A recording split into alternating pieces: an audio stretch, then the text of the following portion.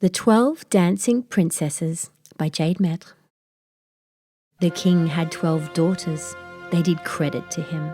They were beautiful as the morning, gentle as lambs, soft as fleece, fresh as buds.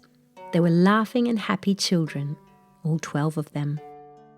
The king, being king, believed that he owned them. He dressed them all the same, so that people from far and wide would know they were his. 12 slippers, too soft for adventures. 12 gowns, long to the ankle, made of lace, too delicate for climbing trees or digging holes. No joyful, abandoned swinging or romps were possible in such flimsy dresses. They must sit like porcelain dogs in the salon. The girls sat for many years, taking tea, sweeping crumbs with their little lace gloves, speaking soft, holding one dainty hand before their mouth, should they laugh. Loud laughter was hushed. These daughters were beautiful, you see. They were for seeing, not hearing or moving, just for the looking. But one day the girls glanced at one another and noticed that one had a sweet voice and could sing like a bird. Another had a clever way of balancing on her toes, and a third could write stories that made the skies weep. What wonders! What else could they do, they thought. They went to their father, the king, to tell him what they had discovered about themselves. But the king was displeased. He had not made them to sing, nor balance, nor write silly tales. There was no room for tales in a world of wars and power. 12 daughters, he thought, was too many for him to manage. How could anyone, even a king? He must marry them, he decided, and some other man might do it. 12 princesses, all beautiful as crockery. He put out proclamations across his kingdom. Come, vie for me, offer me riches, compliments, dominions, and in return take a daughter, any daughter you like. The daughters were tearful to see themselves advertised. The youngest one said, Come, this is bad, but can we not still dance? Indeed they could. They had 12 pairs of feet, 12 pairs of silken slippers, bold hearts, and music inside them. But they could not dance in the castle. The king would think the girls danced for suitors. No, they wanted their own place to dance. The oldest daughter knew a mossy grove surrounded by firs as tall as hopes.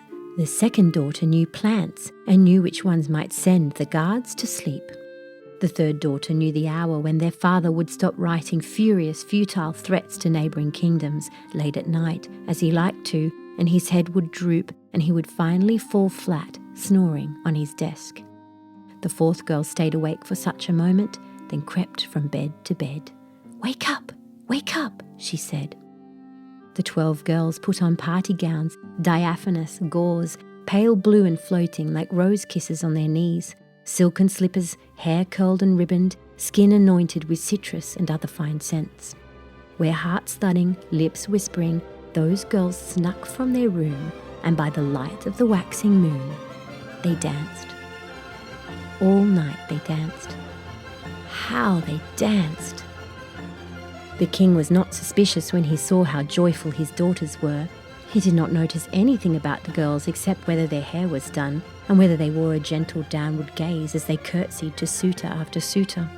But they smiled to one another as they passed the sugar, and now knowing something of the freedom to dance in a bold body, wildly as they wanted, because these feet were their own, hands were their own, heart and music and mind were all their own, they were even more beautiful than their father the king suspected. The palace held them, but it did not hold their spirits, which simmered inside, bright and excited, until night fell, and the girls would once more dance. But one courtier wanted a princess. Any princess would do, and he said to the king, Do you notice how those 12 pairs of slippers are worn through night after night, holes upon holes? I only tell you, king, because this must surely be expensive to replace shoes each evening when your daughters leave the castle, going who knows where. The king was shocked. He'd never said they could leave the castle. It threatened his authority. What would others think of a king who allowed his daughters to rule themselves? He issued an edict. He who can tell me what my daughters do each evening shall have any one of them he likes in marriage. The courtier asked permission to watch them one night. The king granted it. It was not comfortable to have a stranger sit in the bedroom of the 12 princesses, watch them ready for bed as eagerly as some read newspapers and others repeat gossip, his face an open look of hunger. The second daughter knew plants that might send the guards to sleep. She made a drink for the courtier. He was too canny to drink it, although he pretended to. The courtier watched the girls go. He saw them streak across the grass in the garden below. He slipped through the shadows and followed them. They stopped at a grove where he saw that they made music with their hands and feet and mouths. They laughed with abandon, and it clapped back on the mountains. Their dresses were shredded and they sweated rivers. They snuck back at dawn, burned their dresses and left only their torn shoes. The courtier went triumphant to the king. "I have discovered your daughter's secret," he regaled. "They dance every evening, in an ugly fashion for such beautiful girls. They care not for propriety nor precedent. They stamp, they break fine bushes with their thunder, and they make the very earth quake with their graceless, pointless movements." "What have you to say for yourselves?" said the king to his 12 daughters. "Nothing," they said. "There is nothing to say. We dance because we can." "No," said the king. "In the law you are mine, and so I marry you. One to this courtier, and the other 11 to the men who can make me the most rich. You are mine, and it is only fair that I may profit from you." But lo, all the dancing had made the girls' thighs as broad as ancient tree trunks, as strong as rivers, as lithe as elastic bands. The girls lifted their skirts and ran and ran and ran until they found a new land, lush, peppered with groves and possibility. And there they lived for themselves and happily. The end. Storyberries.